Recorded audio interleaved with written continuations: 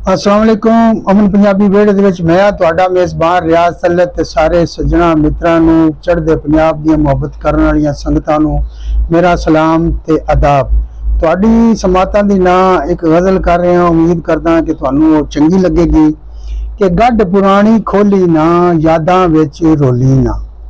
गड्ड पुरानी खोली ना यादां विच रोली ना, जे सुखी जीना ही,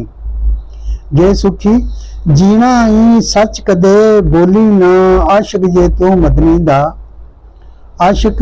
जे तू मदनी दा फिर मनाई होली ना, मुहब्बत जे लुकी रवे,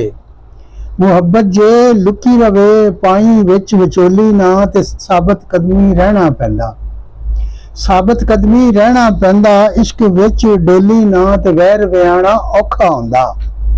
वैर वियाणा औखा हुंदा, दाने विच बड़ोली ना, ते मुखलस सज्जन नाल नसीबां, मुखलस सज्जन नाल नसीबां, दौलत नाल तोली ना, ते बालां नूं दस मैं पंजाबी, बालां नूं दस मैं पंजाबी, घर च अंग्रेजी बोली ना, ते छल्ला दे दिल मंगे, छल्ला दे दिल मंगे, एडी मैं भोली ना, मैं मिठा मिश्री वर्गा, मैं मिठा मिश्री वर्गा, जहरां विच घोली ना, ते दीदे वाल चिट्टे होए, दीदे वाल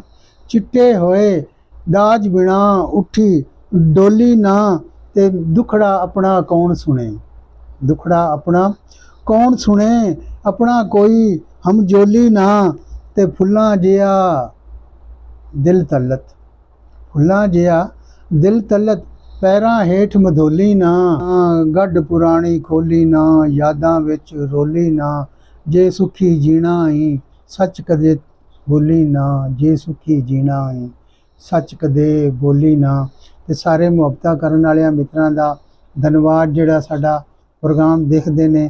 ते जिउंदे वसदे रहो इसे दुआ दे नाल। फिर रियाज तलत नूं दिओ इजाज़तां